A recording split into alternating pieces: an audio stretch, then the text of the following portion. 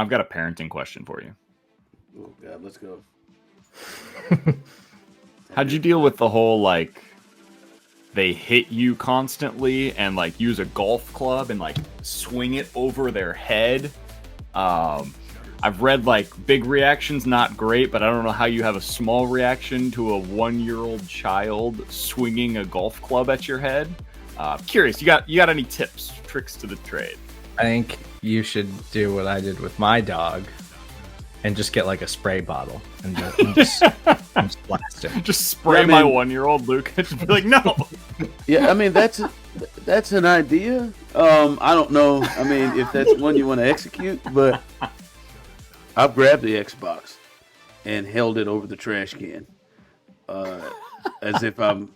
And I bought this. I bought this with my own money. I don't care about it. I'll throw this in the trash, and I'll just leave you with controllers.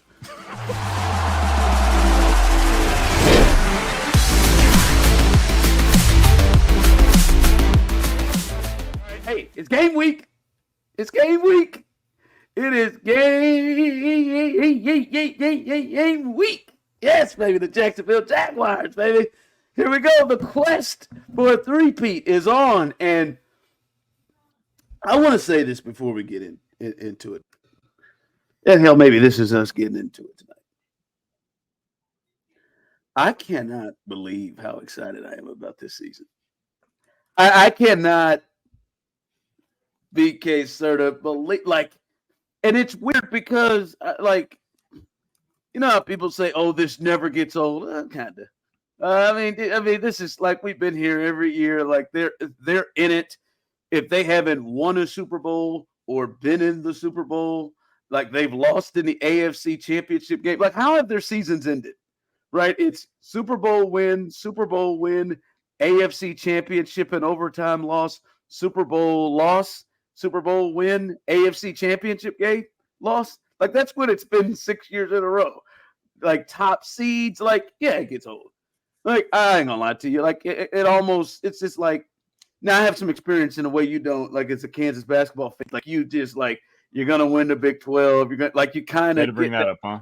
That understanding. I'm kind of getting there with Mizzou, with the football side of things. You know, just like, man, I think there's just gonna be every year it's 10 wins, 10 wins, yeah, but, 10 wins. Yeah, but you're monotonous, you know. Your thing is you're thinking. It's not like we're not really in a run. No, I get it. You have the like regular season title thing run, where you don't actually go on a run in the playoffs. I get it. No, I understand. That could get old quickly. I mean, multiple Final Fours and championships. But anyway, championships are fleeting, but championships, right? Bill's got two.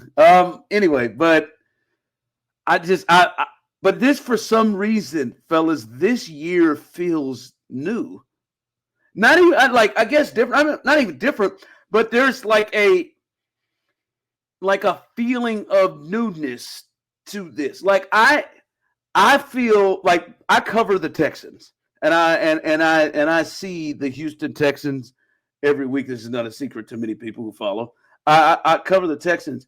The feeling of excitement and newness that the Texans have, because they've been, so bad here of late before last year, and now they feel like they've got a chance.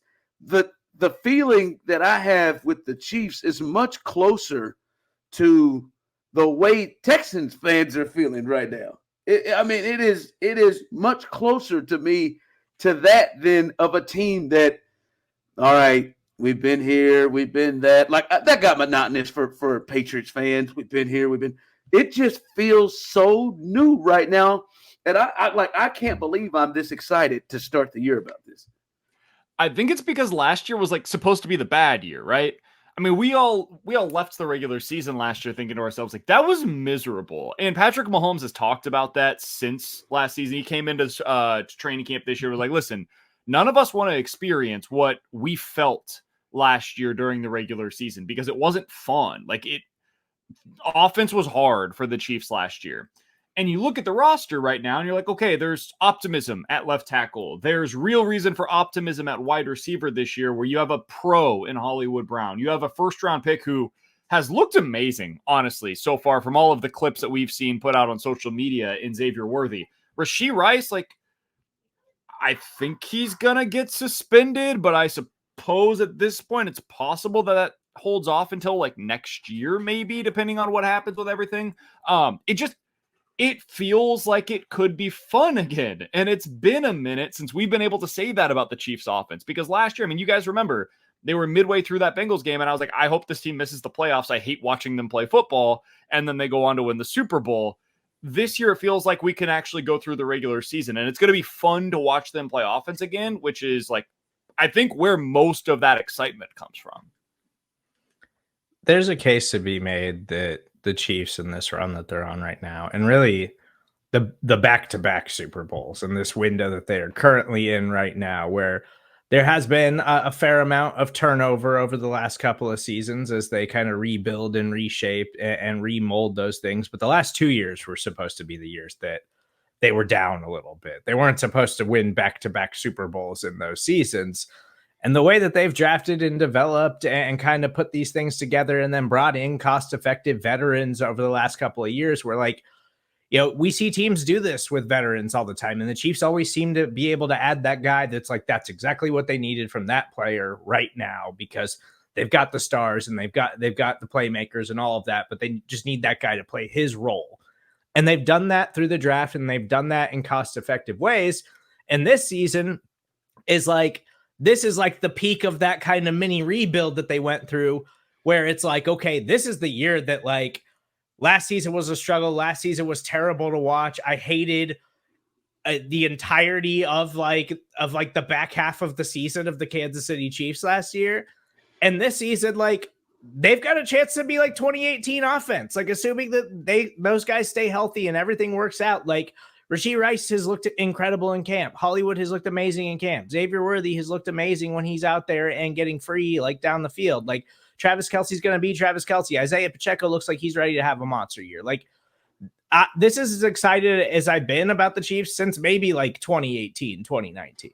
Well, yeah, we know BK he flat quit week to week on them to end the season last year. I mean, that was, I thought I thought we had the end of him even after wins. I mean, he wasn't really impressed with the Bengals win. I mean, he about quit after that thing there. But it's crazy to me when you think about the principal figures of the Chiefs in this run. They're still here.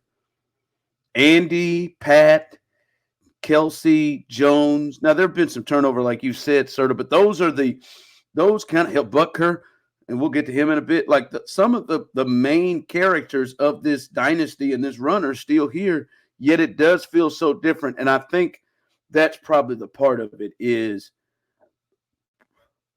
like, they have been a get you by 1,000 cuts. Like, let me just get you by 1,000 cuts. And it does feel like now the knockout punch is there. This may be 35-0 before you, if you're not careful. And I think the feeling of that being back, I think that probably is the case, is Mahomes still comfortably in his prime.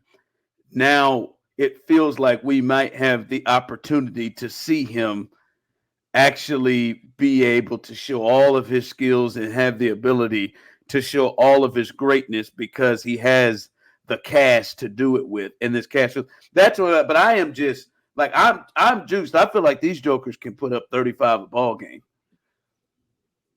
I think the thing that has changed for me is the type of receiver that you have, right? Because like 2022, this was a really good offense. I feel like it gets kind of undersold sometimes how good they were offensively in 2022, but it was a different kind of offense. They were unbelievably efficient. Like, they moved the ball down the field and were efficient in a way that maybe no other team in the league was that season. And a lot of that stemmed from what Juju Smith-Schuster was as a receiver, right? Like, he was just a guy that you need to move the sticks on 3rd and 6. He's going to get you 7 yards. And he does that consistently, like every single time. And there's real value in that. And he finishes the year with close to 1,000 yards. And MVS, like, we all knew what he was when they signed him. And for that first season, at least, he basically was exactly that. And then last year was miserable in every possible way. And there was nothing fun about it offensively up until the postseason, where Mahomes went into God mode and he was amazing. And thankfully, Rashee Rice was as good as just about any rookie receiver you could have asked for in this specific offense. This year, like, you look at it, dude, and it kind of harkens back to the Tyreek Hill years where you have two legitimate speed threats potentially on the outside. And in the Tyreek Hill years, at times it was like Tyreek and McCole. And now, like, you don't have a Tyreek Hill, don't get me wrong, but can Hollywood Brown be like 70% of what Tyreek Hill was? I think you could maybe get that out of him in terms of the overall production, not the threat that Tyreek was, but the production.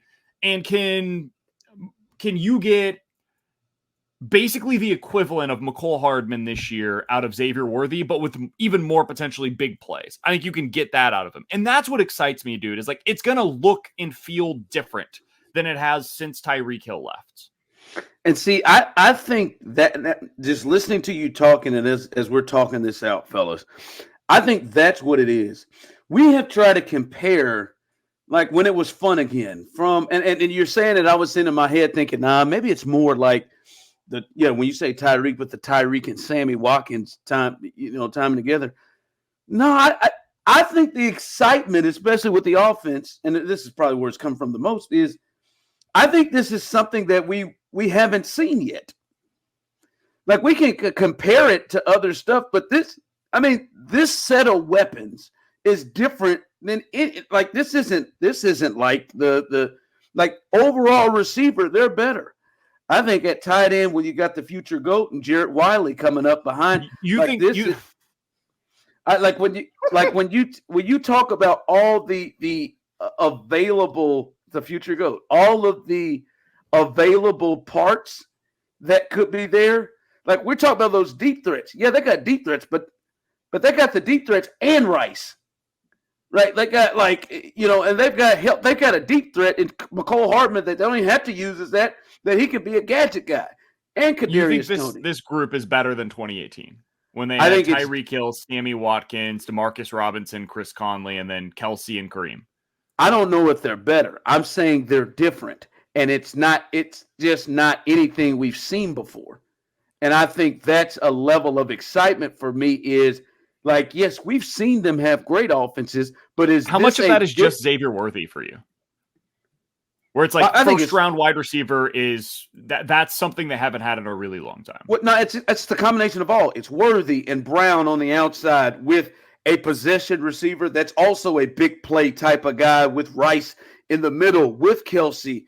And I have fun with Wiley, but Wiley is another big athletic body to go up, like, with their tight ends. They're three tight ends that they can roll out there. Like, those groups didn't have that back there consistently. And then you got this psycho nut in the backfield that is a bruising back. Like, you have all of this speed and stuff, and then you have this dude that you don't want to hit in the fourth quarter because he is coming 100. Like, all the combination of that is something that is just new and something we haven't seen. I don't know if they're better than that 5,000 yards and 50 touchdowns or the Super Bowl team with Tyreek or whatever. I don't know, but this is a group of skill players playing with Mahomes and with Andy that we haven't seen him have before. And I feel like this is going to be, you talked about it with the Patriots. The Patriots have all these different type of Patriot moments where it was the first Patriots, and then it was the Patriots with Randy and Wes, and then it was the Killer and Gronkowski, and then it, like, this one to me is, I'm excited to see what Andy and Mahomes they do with this unique group around them.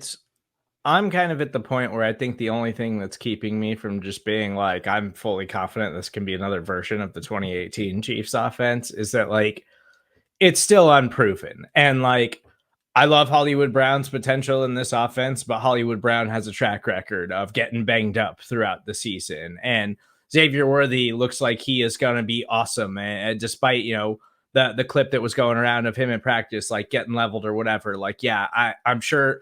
I don't think that he's going to be on, like, top end corners and they're going to be able to totally get hands on him when Andy's moving him around the formation and stuff during the regular season. But, like, it's the potential of those two guys. And I think the way that we underestimate like the possibility of Rashee Rice like taking another step in his development, because I feel like there's been this narrative about Rice, off field stuff aside, like just him as a player and like the way that he developed last season.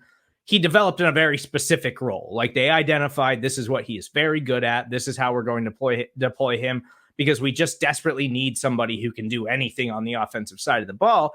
And he excelled there. But so far, what we've seen from him in training camp is that like he does look faster. He does look like he's in better shape. He looks like he's getting more downfield opportunities and not just swing passes and crossers and things like that. And that's like, if he takes a huge step, and then if they get Hollywood and Worthy in the mix, and Travis Kelce is going to be Travis Kelce in the regular season, or, like 85 to 90% of that, whatever he is at this stage of his career, and Pacheco is going to have a big year too, and they're going to lean into the run game more. Like, I just think that they can win everywhere in a way that they almost like could in 2018 before they cut Kareem Hunt. Like that offense, before they cut him, it was like they can win everywhere and there's nothing you can do to stop them. I think this offense has that potential too, because they have so many stud players across the board on that side of the ball now.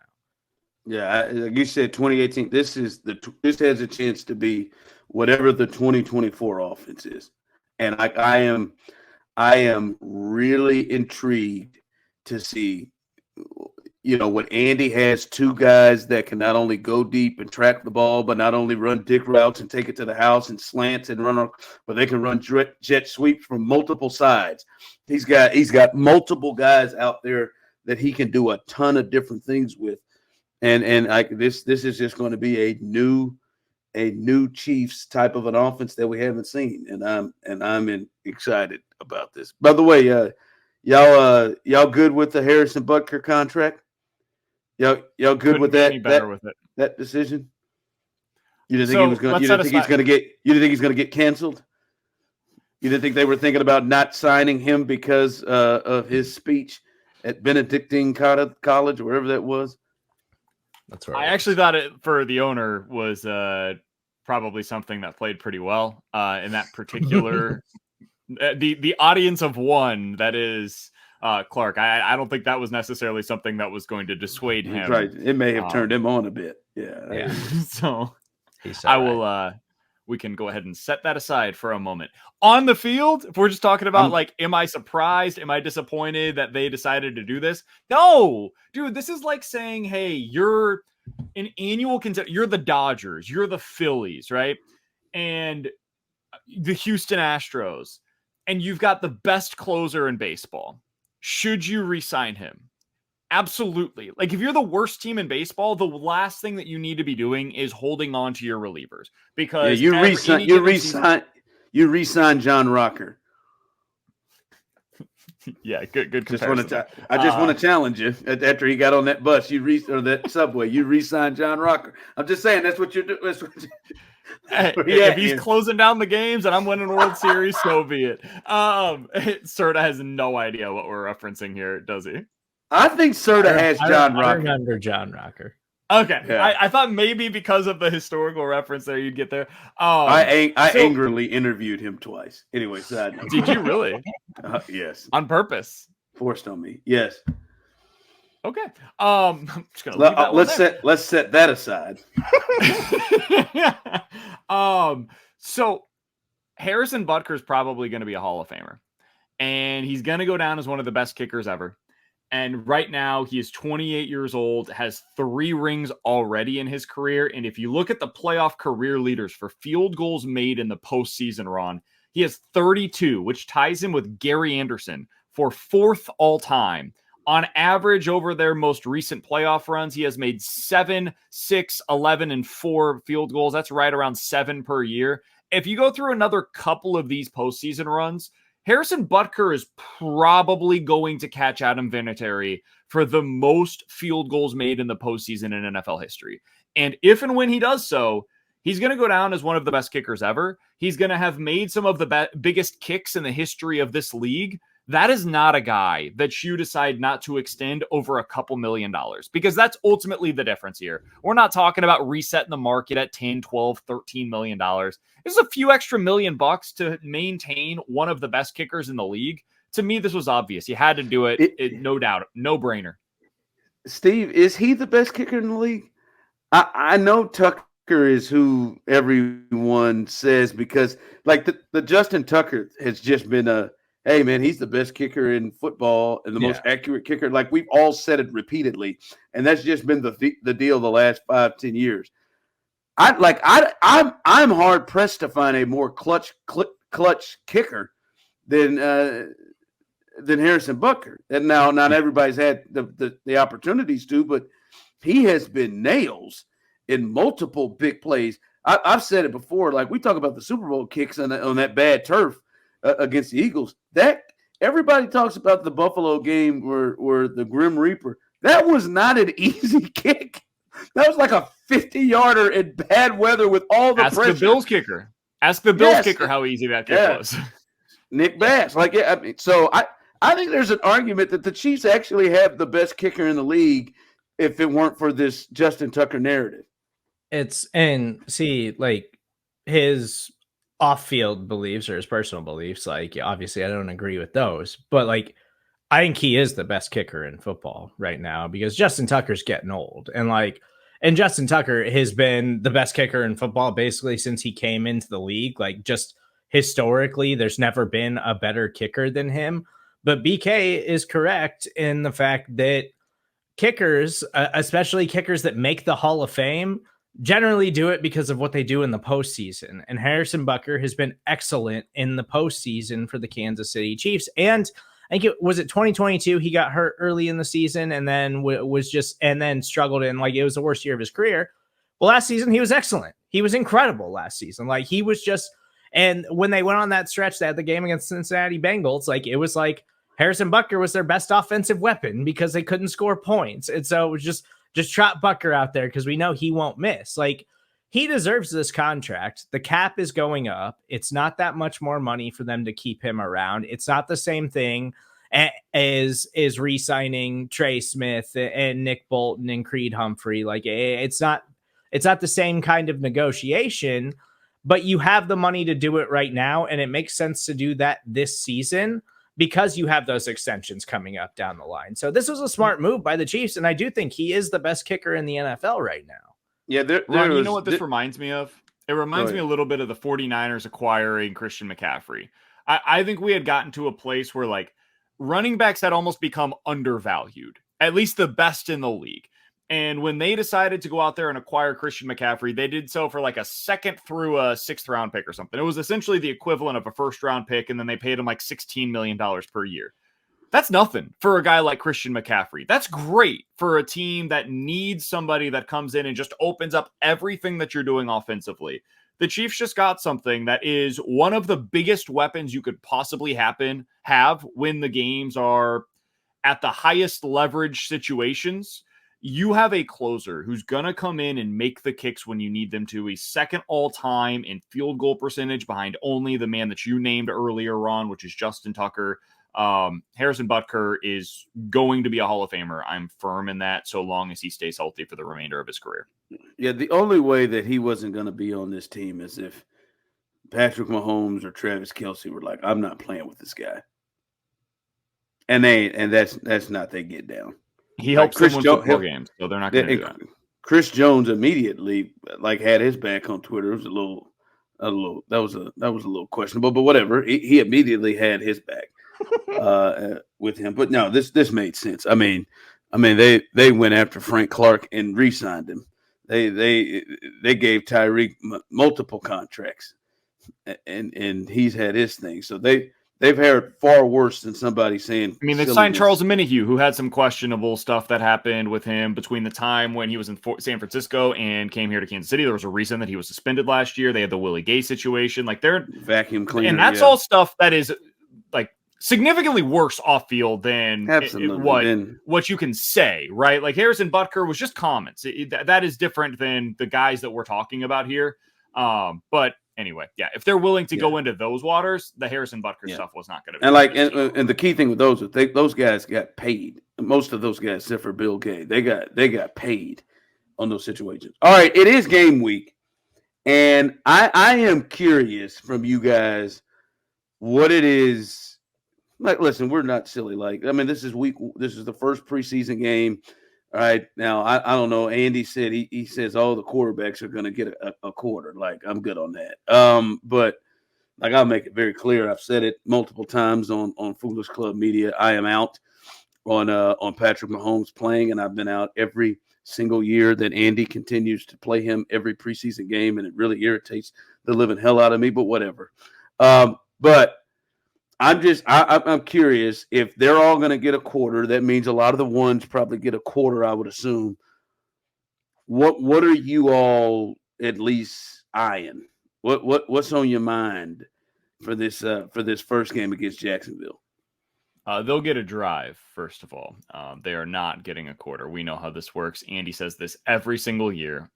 Ones will get a quarter, and then we'll kind of see where we go from there. No, Andy, you've done this for the last decade.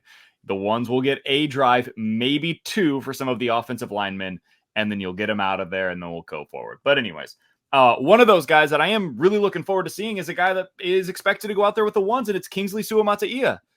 He is, as of every report that's come out of training camp, your starting left tackle on opening night of the season. He's getting all of the meaningful reps at left tackle for them, and I want to see what it looks like, dude. Like, how many of those reps does he get? Do they switch him in and out? Is there 2 series for the ones, and in the first series it's Kingsley, and the second series it's Wanye, and then they put Kingsley back in there? Or is it just Kingsley gets all the reps with the ones, he goes out there, plays well, and locks down that number 1 left tackle position? That is, like, to me, the number one thing that I'm watching in this first game. Not only how he plays, but when he plays and what kind of reps he gets in this game.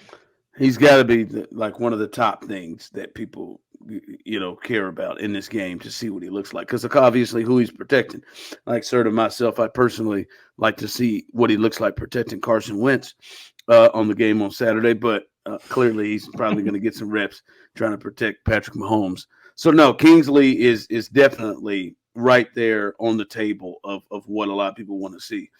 Serda, what's your you know what? No, I'm going to go before Steve because I like yours. I can see that smile, and I feel like you're going to go in some space that's annoying.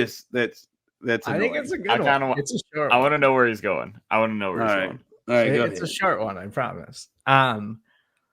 So really, I'm going to be paying attention to many other things, but the main thing, the one drive that the starters are going to play, because BK is right, there's no chance that they play more than a single drive, is just the speed. Everything that's been hyped up in training camp and everything, well, now I want to see it against guys that are trying to lay you out. Like, I want to see how that speed translates to the game, and I want to see how fast those guys look on the field. I want to see Worthy. I want to see Hollywood. I want to see Rashee Rice and Travis Kelce in this full first-team offense, and just see if they're really that fast in a live game scenario.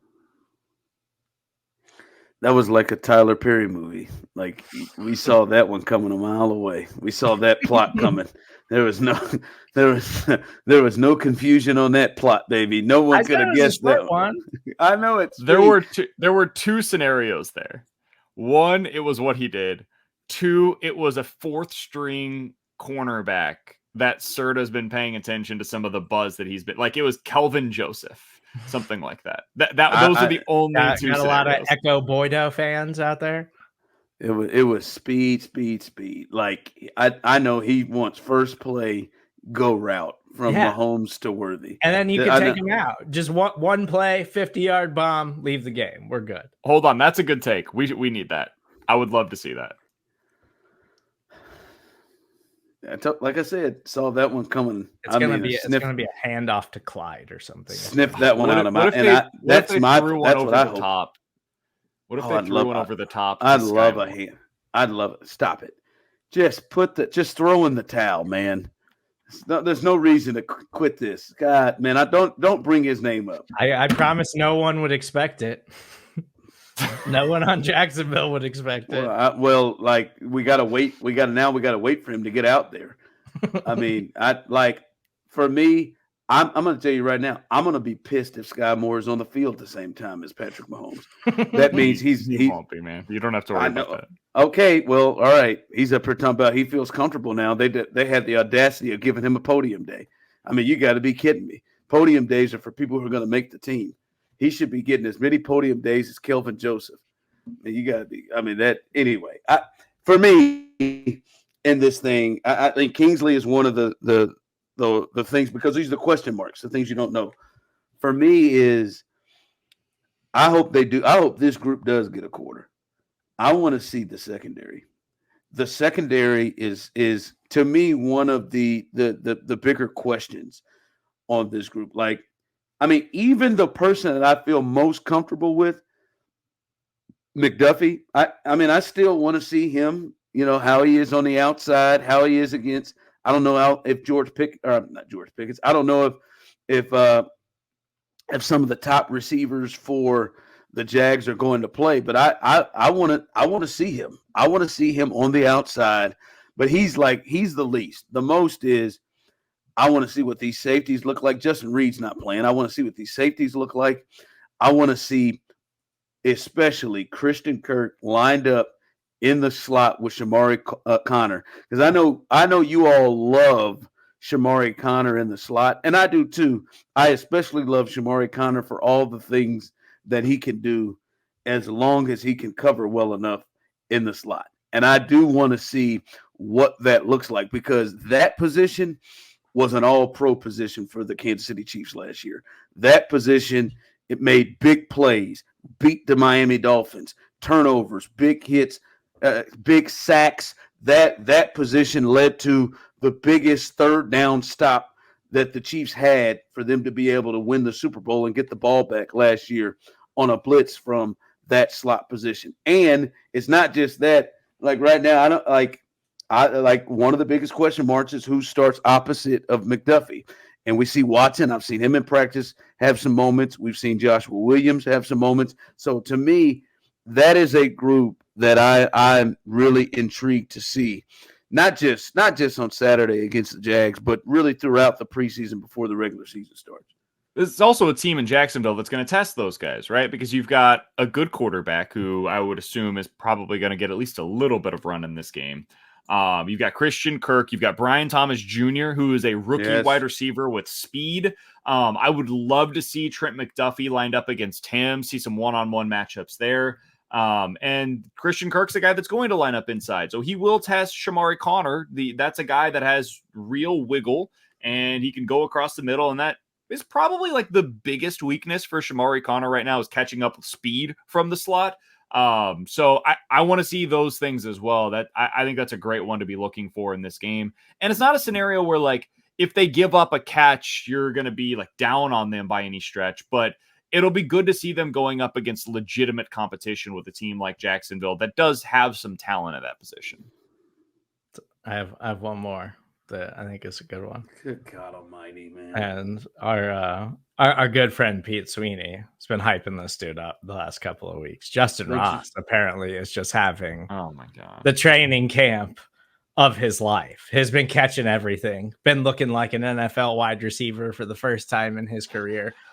Justin Ross making his case for the Chiefs wide receiver room. This deep wide receiver group, Justin Ross going to make an impact on Saturday night. How many are they keeping? Like, no. Xavier Worthy's making the team. You got to be kidding me, man! Stop. I'll piggyback off of this. Are you? Is that what you're going to do? This guy's not making the team. Or that Kadarius Toney's hurt again. This guy's not making the team. Justin Ross is going to make the team probably. Nico Remigio is making the team. And Nico Remigio is a guy that I'm going to be watching in this game. He's got the Dave seal of approval already. Yep. He's a kick returner for you. He's the number one kick returner right now. And based on all accounts, he's been putting some really good tape together at training camp so far. I really want to see what Nico Remigio looks like coming out of the slot for this team, man, because I mean, we don't know what the plan is going to be with Rashee Rice. He might miss 2 games. He might miss 4 games. He might miss 6 games. He might miss 0 games. But if he misses any significant amount of time, Remigio's probably going to get some snaps coming out of the slot while he's out because he's a guy that can do those things, and you expect Worthy and Brown to both be lined up outside a decent portion of the time. Remigio's somebody that will probably see some legitimate playing time for the Chiefs. Rave reviews in camp. Again, with this Justin Ross garbage you've wasted our time with, he can be thrown in that same towel that has been thrown in with Sky Moore. So just stop it. Just stop it. Which there was no reason for you to do that. We were fine. I've got one more. He's been getting buzz the last week. I'm here to talk Who's your about next what guy, the Rob? fans want to hear about. No, I don't have a next guy. I think we've made a very good couple of people and things we need to look for. Okay, Should we talk about go Matt Dickerson? That defensive tackle depth. It's getting tested right now. I can talk about another person. I think Swayze Boseman got hurt. The future GOAT, Jared Really? Wiley. Well, I cannot wait. I think he got Jared, banged up this week. I can't wait for Jared Wiley. God, he's gonna show off. Him and Carson Wentz. Oh my God, he's gonna show off. Ron, did you see his slant that he ran the other day at practice? I think it was against Drew Tranquil. I've got everything. And Drew's out. I need Drew to calm down. He's talking a little bit too much trash here. Just to tell you. That's why people are throwing footballs at Drew after they score on you. Like, calm down a bit, Drew. But just stop. It's with the Justin Ross thing. Rasheed, by the way, threw up. Rasheed threw up after that, which is a good sign because every time that he's thrown up at camp, they've gone on to win the Super Bowl. So 2 for 2. Woo! So he's thrown up at camp one time. Correct. Okay. All right. Now we're 2 for 2. I like it when you say every time. That sounds good. Is it not true? I guess it's accurate. Did I say something that was inaccurate? We are out.